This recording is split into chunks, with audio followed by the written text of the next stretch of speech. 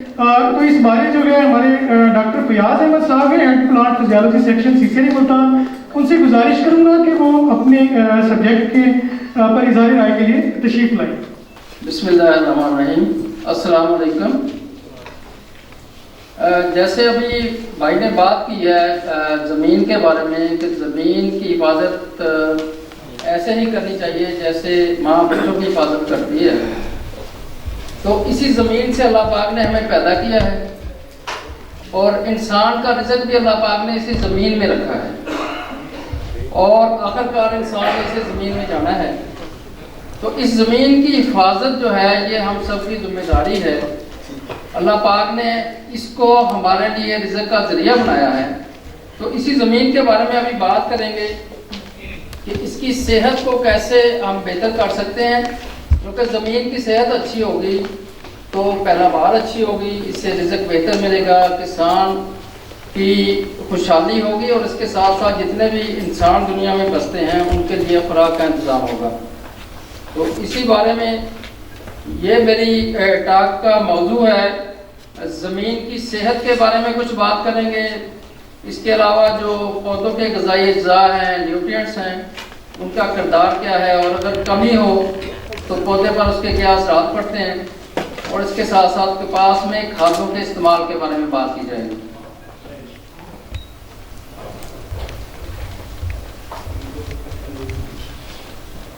تو زمین کی صحت کے حوالے سے ہمیں زمین کی ساخت کا پتہ ہونا چاہیے کہ زمین کیسی ہے، کلیئی ہے، سینڈی ہے، لومڑی ہے، کیسی زمین ہے، اس کے بارے میں ہر کسان کو آگہی ہونی چاہیے کہ اس کی بنیاد پر ہم کھاد اور پانی کا استعمال کرتے ہیں اور اس میں ہوا پانی کا گزر کیسا ہے اور ان کی جو فراہمی ہے پودے کو وہ کیسی ہو رہی ہے، تو ان کے بارے میں مکمل آگہی ضروری ہے۔ زمین کی پی ایچ کی ابھی بات ہوئی ہے، تو پی ایچ کے بارے میں علم ہو، زیادہ تر ہماری جو ساؤتھ پنجاب کی زمینیں ہیں ان کی پی ایچ 8 سے زیادہ ہے، تو اس کا میں آگے جا کے بتاؤں گا کہ اس کا جو غذائی اجزاء کی فراہمی پہ کیا اثر ہوتا ہے۔ اس کے ساتھ ساتھ جو نمکیات کی مقدار بڑھ رہی ہے، کیونکہ یہ علاقہ ایسا ہے جو جہاں پہ بارشیں کم ہوتی ہیں اور زیادہ درجہ حرارت کی وجہ سے جو زیر زمین پانی ہے وہ اوپر کی طرف آتا ہے اور جب سطح پہ آتا ہے تو بخارات کی شکل میں اڑ جاتا ہے اور اس میں جو نمکیات وغیرہ ہوتے ہیں وہ زمین کی سطح کے اوپر رہ جاتے ہیں، اور آج کل آپ کو اکثر جگہ پہ کھیتوں میں یا کھیتوں کے کناروں پہ آپ کو سفید نمکیات کی سطح نظر آ رہی ہوگی، تو یہ وہی کہنے کے ایک عمل ہے جس کے ذریعے سے یہ اوپر آ رہے ہیں۔ اس کے ساتھ ساتھ زمین کی غذائی اجزاء فراہم کرنے کی صلاحیت کا ہونا انتہائی ضروری ہے کہ اس کی جو زرخیزی ہے وہ کتنی ہے۔ ایسا تو نہیں ہے کہ جو کھاد ہم زمین میں ڈال رہے ہیں وہ زمین میں ہی رہ جائے اور پودوں تک نہ پہنچے، تو ان چیزوں کو سمجھنا انتہائی ضروری ہے۔ اس کے ساتھ ساتھ مائکرو آرگنزمز جو حیاتیاتی جرثومے ہیں، ایسے اجسام جو ہمیں نظر نہیں آ رہے ہیں، ایک چمچ میں بلینز کی مقدار میں جرثومے موجود ہیں سائل کے اندر اور جو ہر وقت اپنا کام کر رہے ہیں اور ان کی وجہ سے زمین کی صحت بحال ہے۔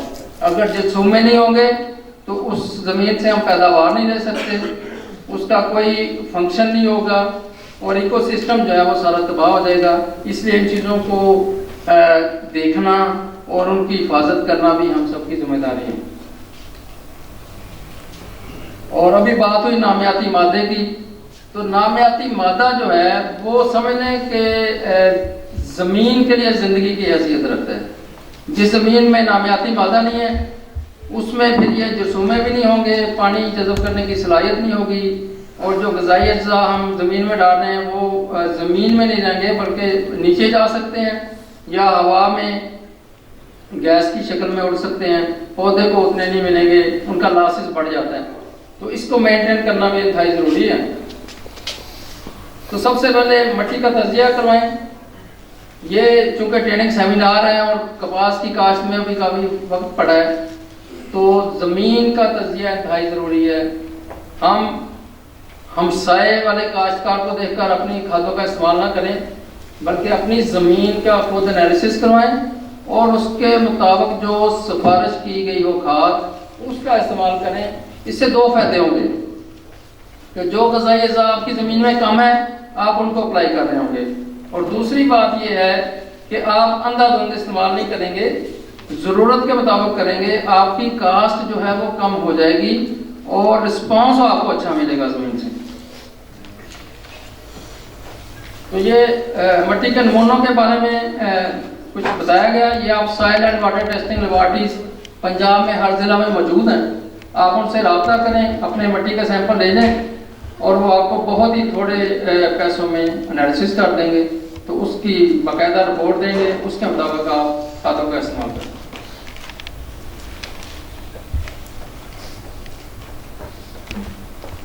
تو یہ تھوڑا سا بتایا گیا ہے کہ زمین کی زرخیزی کے حساب سے کیا نوعیت ہوتی ہے. یہ آپ دیکھ سکتے ہیں کہ اچھی زمین میں فاسفورس کی مقدار وہ 21 پی پی ایم سے زیادہ ہوتی ہے اور پوٹاشیم 180 سے زیادہ ہوتی ہے, بوران 0.5 پی پی ایم سے زیادہ ہوتا ہے اور زنک 1 پی پی ایم سے زیادہ ہوتا ہے. لیکن اس سے اگر مقدار کم ہوتی جائے تو درمیانی زمین ہوتی ہے اور بہت ہی کم ہو جائے تو زمین کمزور ہوتی ہے. اس کا مطلب ہے کہ وہ ان نیوٹرینٹس کے حوالے سے زمین ڈیفیشینٹ ہے. اس لیے یہ تجزیے سے بات سامنے آتی ہے اور اس کو آپ پھر اسی حساب سے ڈیل کر سکتے ہیں. تو یہ پنجاب گورنمنٹ کی طرف سے یہ ایک سروے ہوا ہے جس میں آپ دیکھ سکتے ہیں کہ نائٹروجن 95% زمینوں میں کم ہے, اسی طرح فاسفورس 90% زمینوں میں کم ہے, پوٹاشیم 40% زمینوں میں کم ہے, زنک 57% اور بوران 50% اور آئرن جو ہے وہ 21% زمینوں میں کم ہے. تو ہماری زمینیں غذائی اجزاء کی کمی کا شکار ہو رہی ہیں کیونکہ ہم مسلسل ان میں کاشت کر رہے ہیں اور تجزیہ نہ کروانے کی وجہ سے یا نیوٹرینٹ کی صحیح مینجمنٹ نہ کرنے کی وجہ سے ان میں کمی آ رہی ہے. اس لیے اس چیز کو دیکھنا انتہائی ضروری ہے.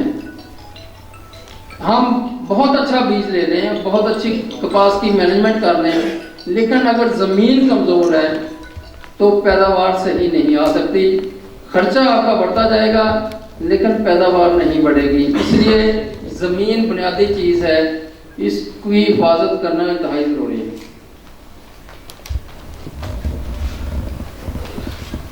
تو یہ 3 مین پرابلمز ہیں ہماری زمینوں میں. نامیاتی مادہ کی کمی ہے اور زمین کی پی ایچ زیادہ ہے اور اس کے ساتھ ساتھ نمکیات کی زیادتی ہے.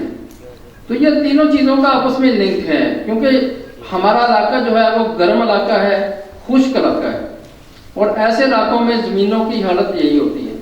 لیکن اس کو مینج کیا جا سکتا ہے. یہ نہیں ہے کہ ہم اس کو بس چھوڑ دیں کہ گرمی بہت زیادہ ہے, پانی کی کمی ہے اور جناب ہم اپنی مینجمنٹ نہ کریں. مینجمنٹ سے ان کو بہتر کیا جا سکتا ہے اور اس کے آگے مختلف طریقے ہیں.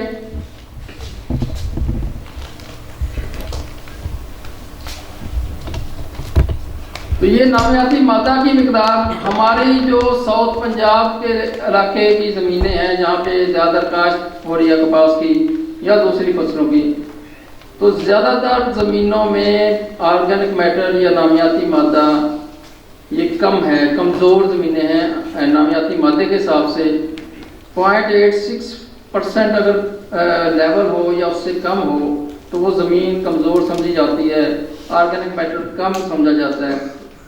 اگر 1 سے زیادہ آرگینک میٹر ہو تو پھر وہ زمین بہتر ہے کیونکہ اسی نے آگے پھر باقی ساری چیزوں کو چلانا ہے اور غذائی اجزاء کو پہنچانا ہے. تو یہ آپ دیکھ سکتے ہیں کہ یہ جو سب سے زیادہ ڈارک کلر والی زمین ہے اس میں آرگینک میٹر کی مقدار زیادہ ہے.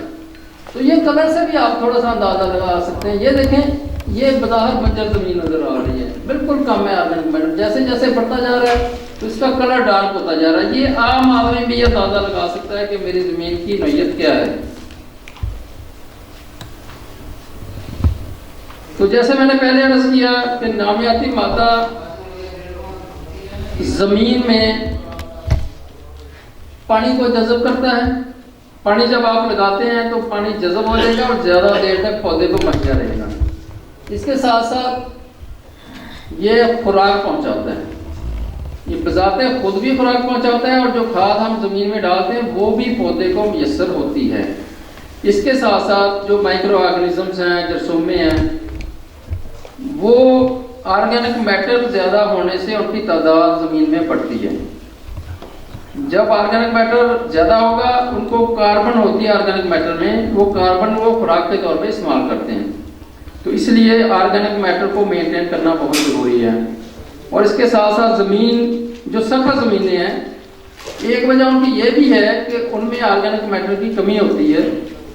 अगर उनमें ऑर्गेनिक मैटर ज़्यादा डाल दिया जाए या गोबर की खाद या फिर ये जो प्लांट रेजिड्यूज हैं, पौधों की बाकियात हैं, इनको अगर डाल दिया जाए तो उससे ऑर्गेनिक मैटर बढ़ सकता है, ज़मीन नरम हो जाएगी। एक और बात है जो कंसेप्ट था पहले कि दब के वाह रज के खाद, अब ये चेंज हो रहा है क्योंकि हमारा जो एनवायरनमेंट है इसमें जितना हम हल चलाएंगे उतना हम ज़मीन का नुकसान करेंगे, क्योंकि हर दफ़ा हल चलाने से जो ज़मीन के अंदर वाली सतह वो एक्सपोज हो जाती है, सनलाइट उस पर पड़ती है डायरेक्ट, तो जितने माइक्रो ऑर्गेनिजम्स उनके अंदर मौजूद थे जब डायरेक्ट सनलाइट पड़ेगी तो वो मर जाएंगे। और ऑर्गेनिक मैटर जितना टेम्परेचर यहाँ पे होता है, ऑर्गेनिक मैटर भी एक्सपोज होता है, वो भी बर्न हो जाता है। यही एक बुनियादी वजह है जिसकी वजह से हमारी ज़मीनें जो हैं वो ऑर्गेनिक मैटर की कमी का शिकार हैं। हालांकि हर साल हम फसलें लगा रहे हैं, जब हार्वेस्ट करते हैं क्रॉप को, कपास हो, गंदम हो, गन्ना हो, चावल हो, उसको ऊपर से काटते हैं। अगर 3 हिस्से ऊपर है तो एक हिस्सा कम से कम नीचे जड़ों की शक्ल में मौजूद है, और जड़ों में बहुत ज़्यादा ग़िज़ाई अज़्ज़ा भी होते हैं, लेकिन इसके बावजूद भी ऑर्गेनिक मैटर हमारी ज़मीनों में बढ़ नहीं रहा। उसकी बुनियादी वजह यह है कि काटने के बाद उसको हम हल चलाते हैं, और बाज़ का तो 2-3 हल चलाते हैं और खुश गोटियाँ भी करते हैं, जिससे वो सारे जो है ना वो ख़त्म हो जाती है, उसमें ऑर्गेनिक मैटर भी ख़त्म हो जाता है, माइक्रो ऑर्गेनिज्म भी ख़त्म हो जाते हैं। तो इस चीज़ को देखने की ज़रूरत है। अब तो दुनिया जो है वो मिनिमम टिलेज, कम से कम हल चलाने की तरफ आ रही है, या बिल्कुल हल ना चलाएं उस तरफ शिफ्ट हो रही है। तो हमें भी इस तरफ सोचना होगा, ऐसी चीज़ें अडॉप्ट करनी होगी। अभी 15 मिनट है हमारे पास, ऐड करनी थी, बल्कि हमारे पास आफ्टर राइस जो है ना आग लगा देते हैं, बल्कि गन्ने को भी आग लगा देते हैं, तो ये भी बड़ा नुकसान देते हैं। जी बिल्कुल सही फरमाया। इस पे भी थोड़े आप एलैबोरेट कर दें। अच्छा, ऑर्गेनिक मैटर को बढ़ाने के लिए मुख्तलिफ तरीके हो सकते हैं। ये डिपेंड करता है कि आपके पास कौन सी चीज़ अवेलेबल है। जड़ी बूटियाँ जो हम खेत से अगर निकालते हैं, उनको बाहर फेंकने के बजाय वहीं खेत में छोड़ दें तो वो भी ऑर्गेनिक मैटर है। इसी तरह जो पौधे की बाकियात हैं, पत्ते हैं, उनके तने हैं, छोटे मोटे पीसेस हैं, वो भी, और इसी तरह जानवरों के फजलात जो हैं उनको हम ऑर्गेनिक मैटर के लिए इस्तेमाल कर सकते हैं। तो CCRI में भी हम इसका इस्तेमाल करते हैं हर साल। और इसके साथ साथ सफ़ेद सब्ज़ खाद जो है, जैसे अभी बात हो रही थी, इसमें आप बरसीम, लूसर और गवारा वगैरह ये भी ज़मीन में डाल सकते हैं। जंतर एक बहुत बड़ी फसल है जो ज़मीन में डाली जा सकती है। इससे सब्ज़ मादा बढ़ता है और ऑर्गेनिक मैटर भी बढ़ता है, और बाकी चीज़ें जो मैंने पहले अर्ज़ की वो भी बढ़ती हैं। तो हमारी तकरीबन जो पाकिस्तान की जो काश्ता ज़मीनें वो तकरीबन 20 से 22 मिलियन हेक्टेयर है, और उसमें 1/3 हिस्सा जो है वो नमकियात से मुतासर है। और उसमें ज़्यादातर जो कहने के रोल है वो हमारा अपना भी है कि खेत को खाली छोड़ देना, उस पर कोई चीज़ काश ना करना, उसको पानी ना लगाना, और या फिर ये है कि उसमें खादों का इस्तेमाल इस तरह करना, या फिर ट्यूबवेल का जो पानी है जो खारा है उसका बेजा इस्तेमाल करना। ये ऐसी चीज़ें हैं जिससे ये नमकियात बढ़ जाते हैं। अगर ज़मीन हमवार ना हो तो उससे भी जो ऊंची जगह वहाँ पे नमकियात इकट्ठा होना शुरू हो जाते हैं। तो इन चीज़ों को भी देखना जरूरी है और इनकी मैनेजमेंट है। अगर बहुत ज़्यादा सतह पे नमकियात इकट्ठे हो जाते हैं तो उस सतह को ऊपर से खुरच के अलग कर सकते हैं ताकि नीचे से सेहतमंद ज़मीन हो और उसको आगे इस्तेमाल में ला सकें।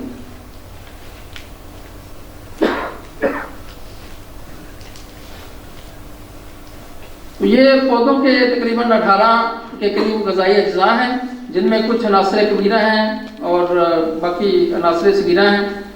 तो इनको nitrogen, phosphorus, potassium, calcium, magnesium, sulphur, ये सारे के सारे अज्जाए कबीरा हैं। और zinc, iron, manganese, copper, boron, molybdenum, निकल, क्लोराइड वगैरह ये जो हैं ये अनासर सगीरा। अनासर कबीरा जो हैं वो ज़्यादा मिकदार में चाहिए होते हैं और हम इस्तेमाल भी कर रहे हैं, लेकिन बदकिस्मती से हमारा किसान जो है वो ज़्यादा जोर यूरिया पे देता है और अगर थोड़े से वसाइल हैं तो फिर साथ DAP भी इस्तेमाल कर लेता है। फास्फोरस की खाद DAP हो या NP हो जो भी है। पोटाश का इस्तेमाल बहुत कम है और इसके साथ साथ अब कपास पे कुछ माइक्रो न्यूट्रिएंट्स का इस्तेमाल हो रहा है, खासकर बोरान और जिंक का इस्तेमाल जारी है। लेकिन मैं फिर यही कहूँगा कि जब ज़मीन का तजिया आपके पास होगा उसके मुताबिक अगर आप इस्तेमाल करेंगे तो वो ज़्यादा अच्छे रिजल्ट मिलेंगे। अब आगे मैं आपको दिखाऊंगा कि अगर न्यूट्रिएंट्स की कमी हो तो उसके क्या असरात पड़ते हैं पौधे के ऊपर। तो इससे पहले ये pH के देख लें। जो pH हमारी हाई है इसमें सबसे ज़्यादा नुकसान जो है वो फास्फोरस पर होता है। या आप देख सकते हैं जैसे जैसे pH बढ़ रही है फास्फोरस कम हो रही है और इसके साथ साथ माइक्रो न्यूट्रिएंट्स की कमी हो रही है। तो इसका मतलब यह है कि फास्फोरस हमें इंतहाई ज़रूरी है खेत में डालना, क्योंकि फास्फोरस हमारी ज़मीनों में कम है।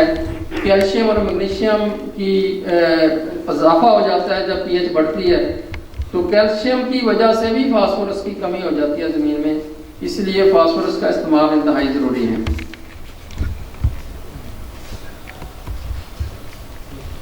तो ये आप देख सकते हैं कि पौधों में नाइट्रोजन का किरदार जो है ये एक तो प्रोटीन बनाता है, पौधे की बढ़ोतरी में अहम किरदार है, और इसके साथ साथ जो फास्फोरस और पोटाश की खादें हम इस्तेमाल करते हैं उनका पौधे की फराहमी में इसका बड़ा अमल दखल है कि वो पौधे को अच्छी तरह फराहम हो जाते हैं ज़मीन से।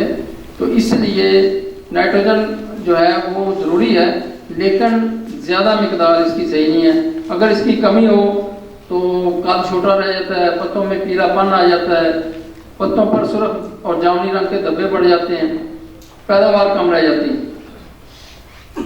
तो इसी तरह फास्फोरस के है। फास्फोरस सबसे पहले यह है कि जड़ों की बढ़ोतरी में उसका बड़ा अहम अमल दखल है। इसके साथ साथ ज़ायद तारीफ, फोटोसिंथेसिस, जो खुराक बनाने का अमल है पौधे का, उसमें इसका बड़ा रोल है। फसल जल्दी पक जाती है और जो बीज है वो सेहतमंद पैदा होता है। अगर कमी हो तो कद छोटा होगा पौधे का, पत्तों पर ये पर्पलिश किस्म के निशान पड़ जाते हैं, देर से फसल पकेगी और टीलों का साइज छोटा रह जाएगा। इसके साथ साथ पोटाशियम जो है ये आप देख सकते हैं, इसकी जो ज़रूरत है पौधे को वो नाइट्रोजन जितनी ही है तकरीबन, लेकिन इस्तेमाल जो है वो बहुत कम है। तो इसको भी साथ डालने की ज़रूरत है। अगर नाइट्रोजन को थोड़ा सा हम कम कर लें और साथ पोटाशियम इस्तेमाल कर लें तो हमें ज़्यादा अच्छे नतीजे मिल सकते हैं। तो इसके साथ साथ ये पत्तों में सुराख होते हैं स्टोमेटा, जिनके ज़रिए से पत्ता के लिए सांस लेता है और वो फोटोसिंथेसिस के अमल में भी इस्तेमाल करते हैं। तो इसके उनके खुलने और बंद होने में इसका बड़ा रोल है। पानी की कमी अगर हो जाए तो उसमें पोटाशियम बड़ा अहम रोल प्ले करती है। इसी तरह बीमारियों के खिलाफ क़ुव्वत मुदाफ़अत में भी पोटाशियम अपना रोल प्ले करती है। अगर कमी हो तो पत्ते जो है वो किनारों से टींडे सूखना शुरू हो जाते हैं, ब्राउन से हो जाते हैं, और इसके साथ साथ क़ुव्वत मुदाफ़अत कम होती है और रेशे पे जो कपास का रेशा है इसकी उम्दगी में कमी आ जाती है। इसी तरह जिंक है, ये वो चीज़ें हैं जो हमने यहाँ पे की हैं ताकि लोगों को बता सकें, फार्मर भाइयों को, कि इनकी कमी के क्या असरात होते हैं। अब जिंक के बारे में देखें, एंजाइम्स होते हैं जो डिफरेंट पौधे के अंदर जो फंक्शन हो रहे होते हैं उनमें अपना काम करते हैं, और इसके साथ साथ जो पौधे की बढ़ोतरी वाले हार्मोन्स होते हैं जैसा कि ऑक्सीजन वगैरह, उसमें भी जिंक का रोल है। अच्छा, इसके साथ साथ जब जिंक डालते हैं तो फूलों की तादाद में इजाफा हो जाता है और जो फल गिरने की शरह है उसमें कमी आ जाती है। और जब जिंक की कमी हो तो ये आप देख सकते हैं, ये आपको अक्सर खेतों में नजर भी आएगा कि पत्तों की जो रगें हैं इनका दरमियानी हिस्सा पीला हो जाता है, सब्ज नहीं रहता है, और जब ज़्यादा कमी आ जाए तो ये पोजीशन बन जाती है, पत्ते गिर जाते हैं।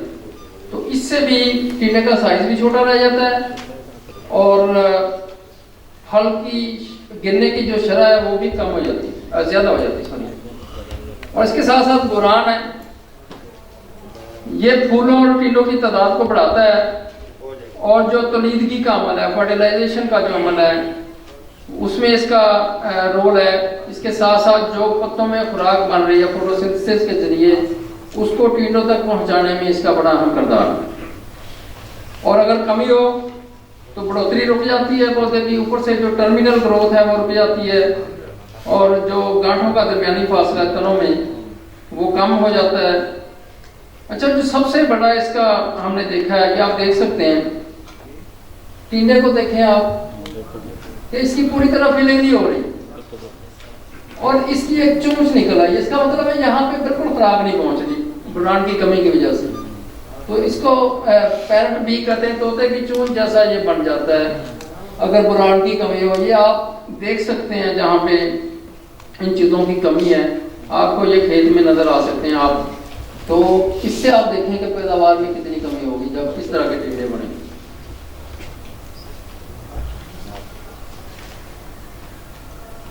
अच्छा, ये बड़ा अहम है, ये बताया गया है कि जो ग़िज़ाई ज़रूरियात हैं पौधे की उम्र के हिसाब से किस तरह पौधे को ज़रूरत है ग़िज़ाई अज़्ज़ा की, नाइट्रोजन, फास्फोरस और पोटाश के बारे में बताया गया है।